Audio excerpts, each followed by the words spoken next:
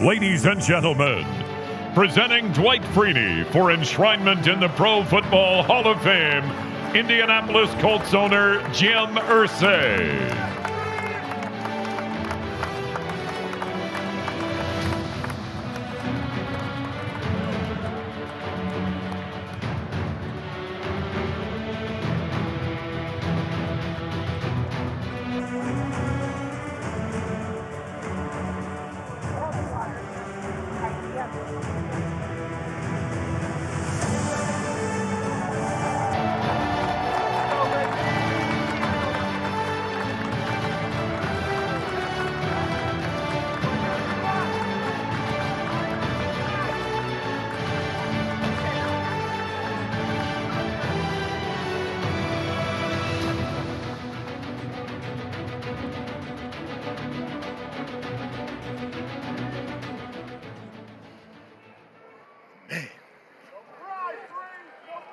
I appreciate you.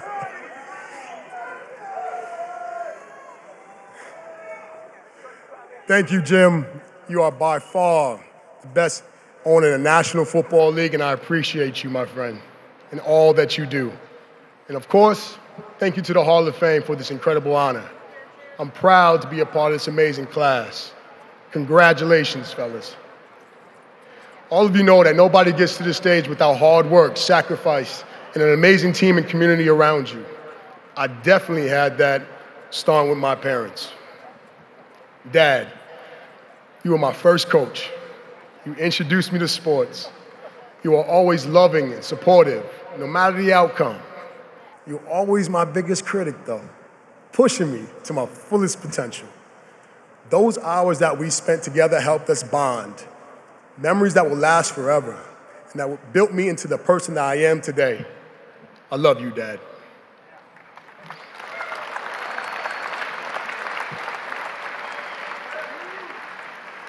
Mom, you were at every one of my games since high school. You've always protected me and covered me with prayer. And you told me one time that life isn't a straight road. It's full of peaks and valleys, and navigating through that is the key.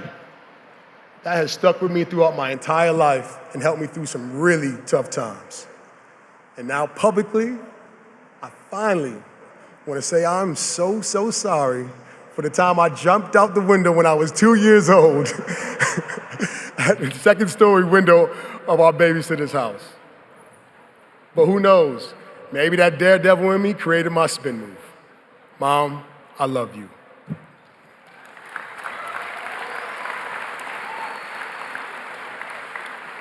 Now for my big brother Hugh. Boy, we used to get after it. We put dents in walls, holes in ceilings, and even destroyed a few mailboxes. We played NBA Finals in the garage, World Series in the backyard, and Super Bowl Sundays in the front. Hugh, if I wasn't trying to keep up with you, I may not be here today. I love you, bro. Thank you.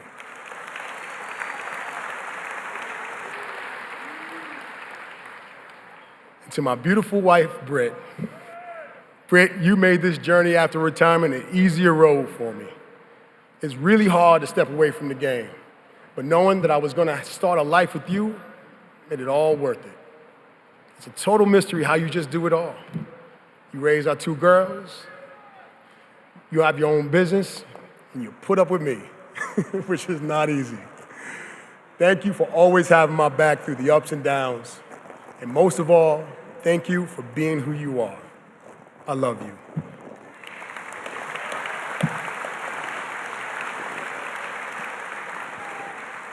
And to my beautiful girls, Olivia and Alana, from time to time, I think about coming out of retirement for just one more year. Until I realize I can't even catch my 3-year-old running down the hallway with the TV remote. It's crazy. I went from chasing quarterbacks in the league to pulling hamstrings chasing my kids. But you know what? I wouldn't have it any other way. I hope that both of you will dream big and give it your all in whatever you do.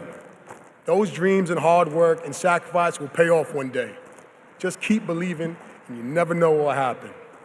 Daddy loves you.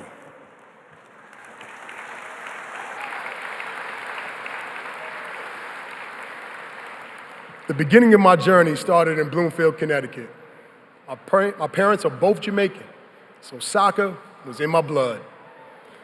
If it wasn't for my high school coach, Jack Cochran, pulling me off that soccer field and convincing me to play this great game, I wouldn't be on this stage today. Your invaluable lessons and work ethic stayed with me for my entire life. You also taught me what it takes to become a champion. In our senior year, we finally won that elusive state championship. Thank you, Coach.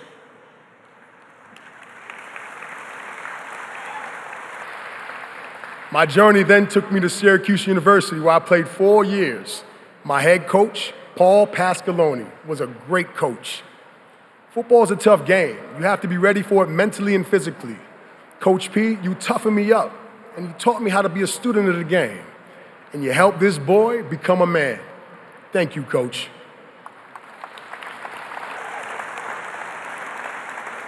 I also want to thank the entire coaching staff and teammates at the Cuse. Thank you for the memories and pushing me day in and day out. Thank you. And a special thanks to William Hicks, who was a staple throughout my college and pro career. You trained me like Rocky Balboa, and you pushed me to my absolute limits. My friend, you mean the world to me. Thank you.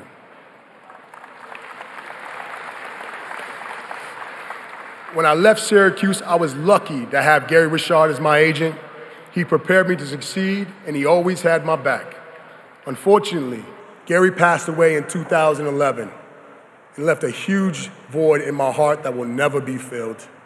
I love you, Gary, and I know you're watching, smiling down. Tom Condon, thank you for picking up the mantle when Gary passed. You are truly awesome. I also want to thank my team outside the lines.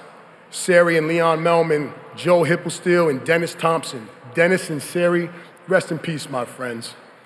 You all made sure I did the right things off the field so that I can be who I needed to be on the field. Thank you. I also want to thank the Chargers organization, Arizona Cardinals, Atlanta Falcons, Seattle Seahawks, and the Detroit Lions for the time that I spent there towards the end of my career. On those teams, I played with some great players and soon-to-be Hall of Famers. Antonio Gates, Phillip Rivers, Larry Fitzgerald, Calais Campbell, Matt Ryan, Julio Jones, Bobby Wagner, Russell Wilson, to name a few. Thank you, fellas, for the memories and being great teammates.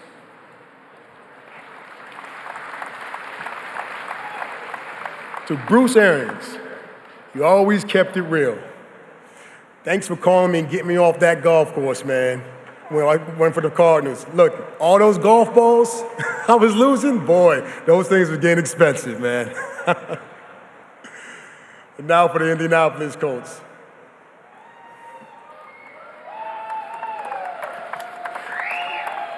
To General Manager and Hall of Famer Bill Polian, who took a chance on this young guy from Syracuse. You had a vision on how you wanted to build this team, and we made it happen when we won the Super Bowl in 2006. Thanks for that memory, and it will stay with us for a lifetime. Thank you.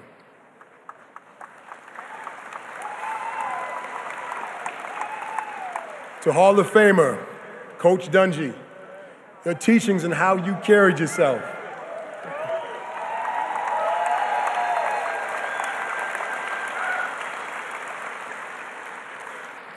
Your teachings and how you carried yourself on and off the field spoke volumes. You put us in the position to succeed, and I'm so honored to be on your team again, Coach. Thank you.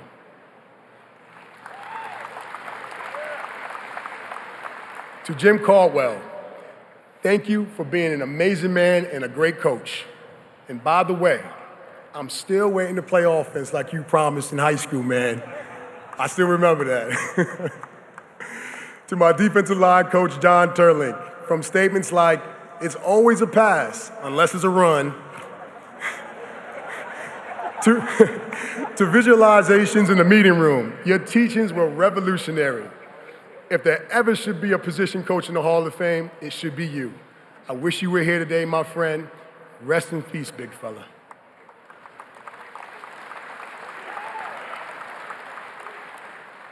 I also want to thank the rest of the coaching staff for always preparing us like no other staff could do. To the training staff and equipment managers and the unspoken staples of our franchise, thank you for what you do. You make what we do on the field possible.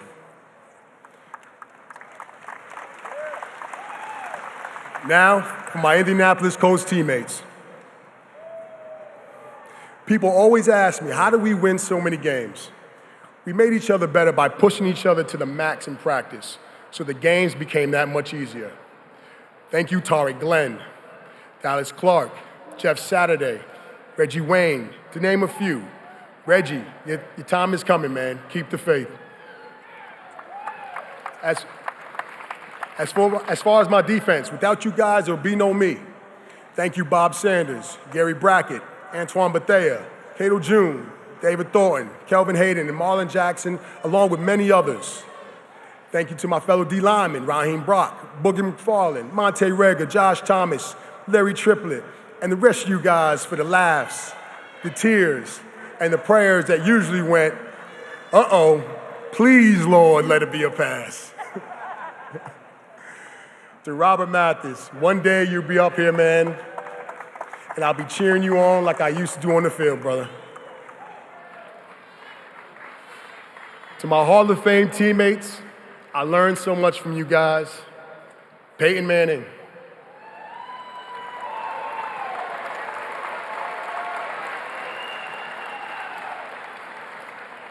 I watched how you prepared day in and day out so that you could be your best. That taught me the importance of preparation, and I was never surprised by my opponent. Marvin Harrison.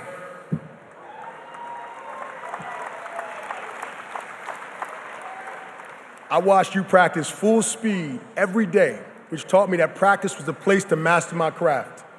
You made every route look the same, which helped me be a better pass rusher, trying to make all my moves look the same. Edgerrin James.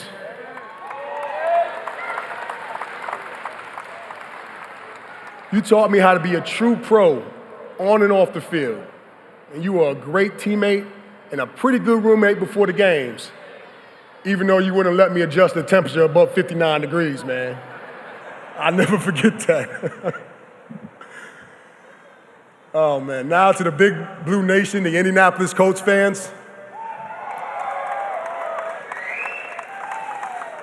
You guys are the best fans in the National Football League. You made every game memorable. Thank you for your support and being a part of our team.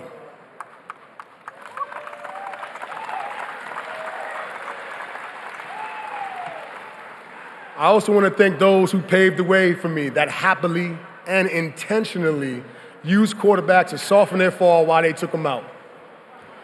Jason Taylor, Michael Strahan, John Randall, Richard Dent, Ricky Jackson, Warren Sapp, Bruce Smith, and Lawrence Taylor, who every Sunday I used to run to the TV at 1 p.m. to watch him destroy another one of his opponents. I am honored and humbled to be on the same team with you guys. Thank you.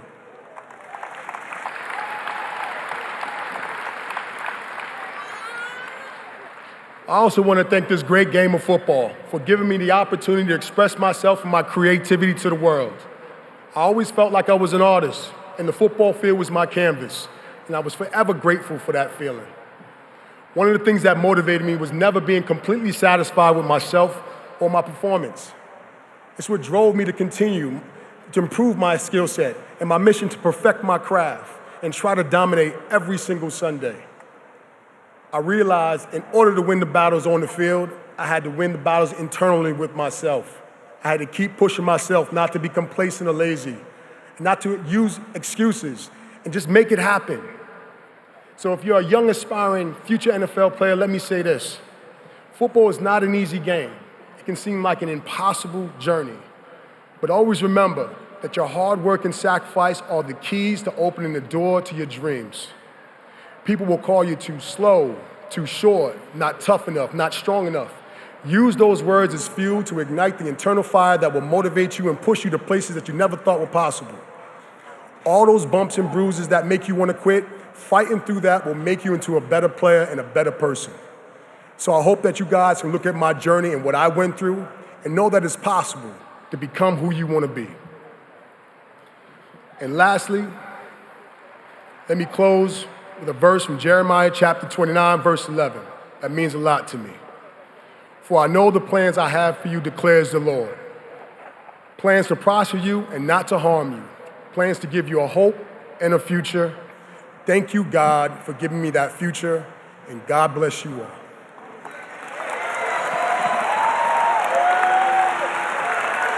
Thank you. Thank you.